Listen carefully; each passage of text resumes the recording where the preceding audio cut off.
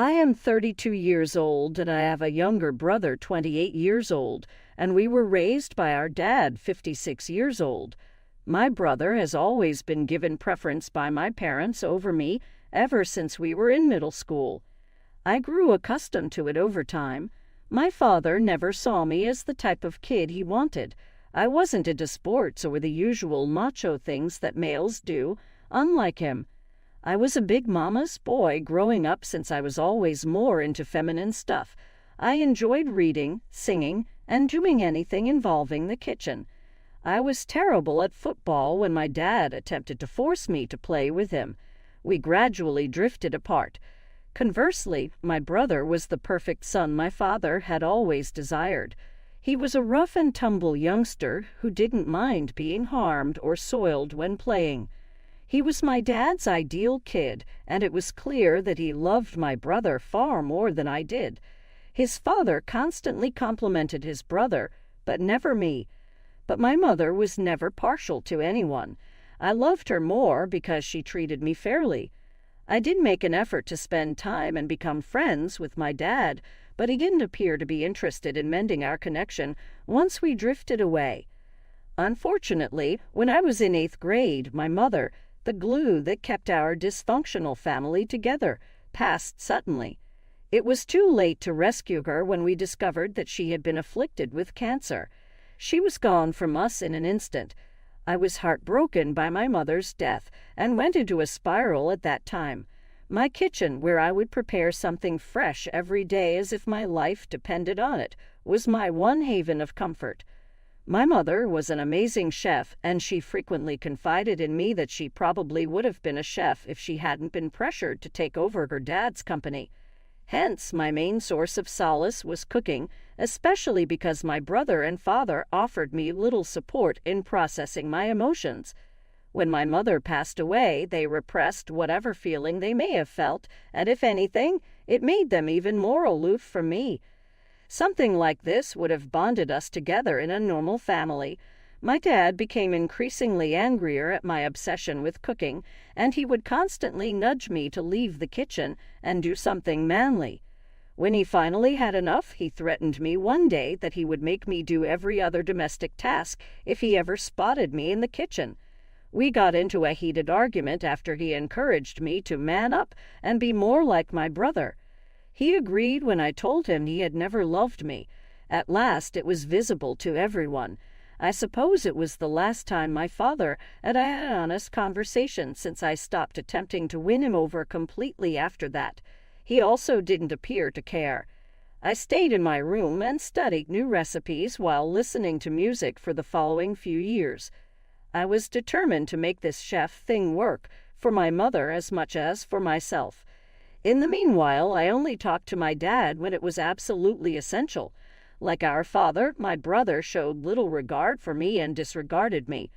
I therefore had no one to really rely on once my mom went away. When it came time for me to submit college applications, I made the decision to apply to both traditional institutions and a few prestigious culinary schools. I had to try even though I wasn't sure whether my dad would approve. That summer, I had worked as a covered intern in a restaurant, gaining some experience that helped me get a letter of recommendation. I was eventually accepted into a number of colleges, one of which was the top culinary school in France. Because this meant I would have to seek my dad for permission, I was both excited and anxious. I wasn't ready for Dad to flatly refuse to pay for my education, but I was ready to plead if necessary. I recall being perplexed when Dad declared he wouldn't foot the bill for my schooling. Not that my dad was impoverished. He was actually quite wealthy and could have easily sent me to France. He didn't want my brother to feel uneasy as a result of my achievement, not because of financial gain. My dad didn't want me competing with my brother since he was having trouble focusing and getting good marks. This was so vicious that it stunned me. It seemed unbelievable to me that a father would let his beloved child's hopes be dashed in such a way.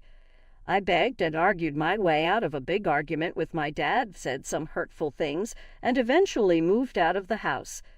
I moved to live with my mother's older sister, my maternal aunt. My comfort in the home where I had grown up with my mother was the only reason I hadn't moved out sooner. My aunt lived distant from my high school, so I also didn't want to move schools. I required her assistance after telling her about my dad's refusal to pay my tuition. I was embarrassed to ask her for so much money, but she told me that everything would be taken care of. I will always be appreciative to her for somehow organizing enough people to pay for my tuition at the culinary school of my dreams. To make the most of my time and the money being spent on me, I worked part-time as soon as I arrived in France. I put a lot of effort into my job and graduated as one of the best chefs. A few months after graduating, I even secured a position at a posh French restaurant. Slowly but surely, I paid back my aunt with half of my wages. I was fortunate to not be dependent on student loans, as I may not have been able to repay them in the future. I worked in France for a few years before saving enough money to return home and start my own restaurant. Here, I held the position of head chef at another restaurant while pursuing my dream of one day owning my own establishment. I was able to open the restaurant I had been working toward for so long once everything was settled a few weeks ago. I started the firm with two of my old friends from my time in France, and we are now co-owners. When they let me pick the restaurant's name, I was happy to accept. We were all cool with my starting the restaurant in my preferred city because they happened to be from the same state. It was a fortunate coincidence for us that I named it after my mother, whose name was both lovely and unusual in the city where we lived. At last, everything was starting to come together. Before we opened for business, we held a modest celebration a few days ago for a select few attendees. I invited my aunt and a couple of her friends who had helped with my tuition, of course. I invited a few of my school buddies as well, but that was all. For obvious reasons, my brother and father were not invited. I hadn't spoken to them since I left home, so even if I had wanted to, I couldn't have, nor had either of them both bothered to contact me. This worked out better for all of us, I suppose. But I should have known that eventually they would come along to capitalize on my success, and that's exactly what occurred. Since our last names were the same, security did not stop them when they arrived an hour before the party was scheduled to start. At least some of what they said about being there to surprise me was accurate. To be sure, I was taken aback when I saw them. I was received by my brother and father as if nothing bad had ever transpired between us. For what was possibly the first time in my life, they showed me warmth. When they walked inside the restaurant, I was startled and stopped. My friends left my family alone after observing that something wasn't quite right. I appreciate that they noticed how uncomfortable I was. They gave me another surprise while I was still reeling from the initial shock, a present. My father informed me that he had commissioned the portrait of my mother to be displayed in my restaurant. He knew it had to be me as soon as he learned that our city was getting a nice new restaurant named after her. He claimed to have known I had it in me all along. My brother also joined in, complimenting me and expressing his pride in me. I was astounded by what I heard. I was waiting for them to become serious because I sensed something was up with all of this. They had to have had a purpose for being there. They eventually got around to it. My brother was apparently now employed as a bartender. Only my dad's ability to persuade a friend to offer him a position at his club made this feasible. Throughout high school and college, my brother's grades had been declining, and he had failed to land the well-paying jobs that my dad had always anticipated.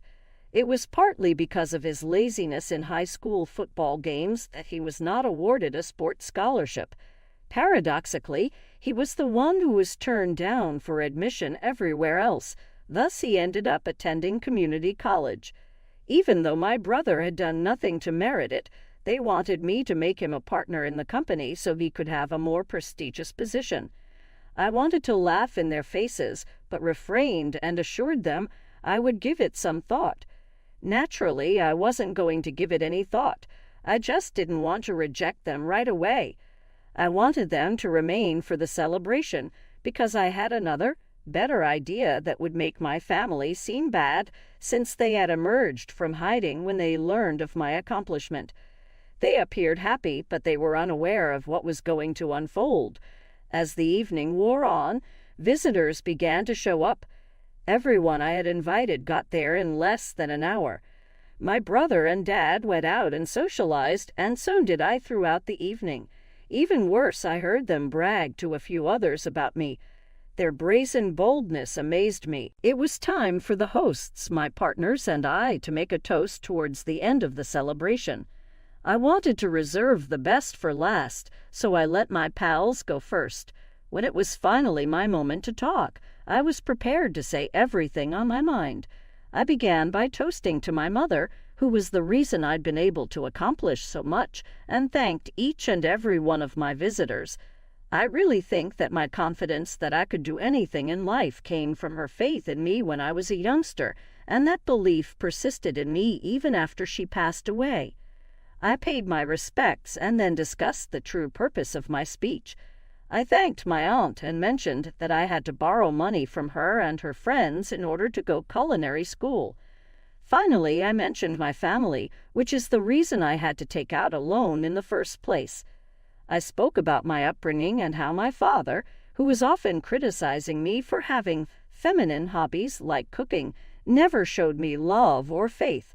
I described how my father had refused to pay for my education because he was afraid I would outshine his golden child, my brother, who was a carbon copy of him. That was the reason I left home, but I overcame them all to become the person I am today. In a sense, therefore, they shouldered part of the blame for all the adversities I had encountered, or else I may never have discovered my resilience. While I was speaking, a number of people gave my brother and Dad the worst looks possible, but they had the grace to at least appear embarrassed, even though I knew they didn't feel that way. Following my speech, I went to embrace my brother and Dad and pretended to be just as they had been when they had arrived. That game is playable by two. I said that I had forgiven them for whatever had happened in the past, since they had come to celebrate my accomplishment. I went so far as to offer my brother the position of bartender at my eatery. Everyone else appeared to regard this as a sincere reconciliation, and when I finished speaking, they applauded.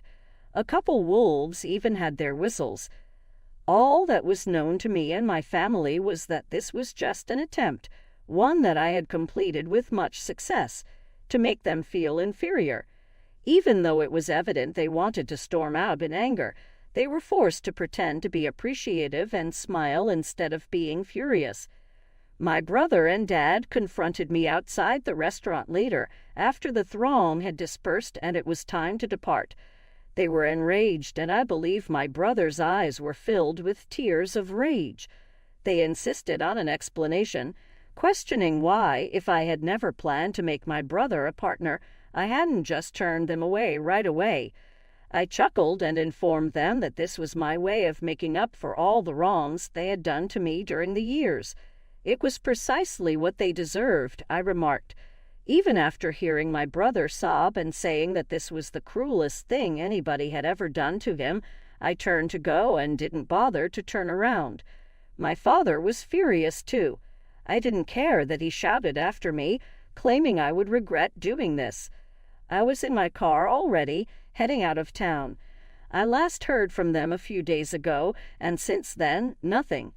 I disagree with my aunt, who believes I could have overreached and ought to have just ejected them right away. It was rightfully earned. ATA for making fun of my brother and father. First update. Despite what my aunt mentioned about me being overly harsh, I made the decision not to contact my family to apologize. I will not pretend to feel guilty for what I did. I don't. When they visited, they had the opportunity to apologize, but they chose not to. My aunt hasn't said anything about it since I told her about it, even though she still thinks I shouldn't have done what I did. We're going to have to agree to differ in this case, I suppose, and that's fine with me. In other news, my brother has been disparaging me in front of all of our former school pals behind my back. We attended the same high school, which is regrettable since now I'm getting odd texts from students confirming the allegations. He's telling everyone that I purposely fed them food that was 3 days old at my business, humiliating both him and my parents. It's hardly unexpected that he is embellishing the tale to paint himself as the victim. Small-scale rumors wouldn't normally concern me, but I don't want prospective clients to take these lies seriously. I contacted my brother, threatening to ensure he lost his current job as well if he continued to disseminate false information about me and my business. I sincerely don't have time to deal with pointless drama, so I'm hoping this works. This is the last thing I need when I'm working so hard. Second update. My brother responded to my SMS with a lol, stating he won't stop until I make him a partner. The degree of delusion in this case is beyond comprehension. Furthermore, isn't it absurd for him to be disparaging the restaurant he wants to join if his goal is to become a partner? This is probably just my dad's way of getting his darling son to take a high-profile job without really performing any effort.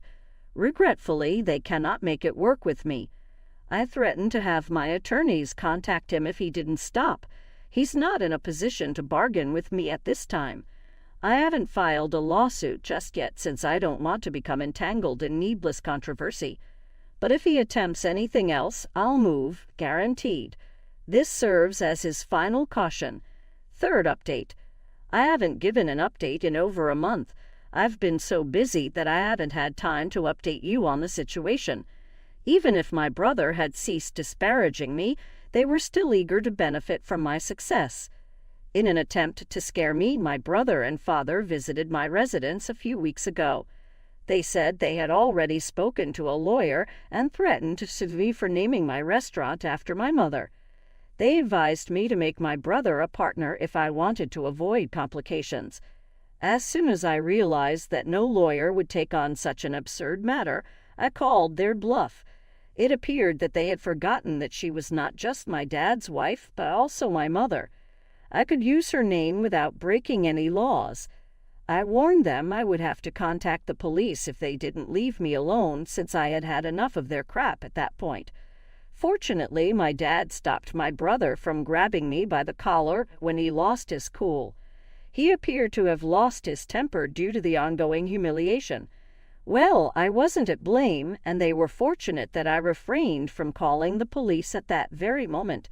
I ordered my dad to come out, but he said he wanted to talk to me alone and sent my brother to cool off in the car. My father attempted to control me after my brother passed away by claiming that my mother would be angry with me if she knew what I was doing. What he meant to say was bury the hatchet. I told him to go away because I could take it no more at this point.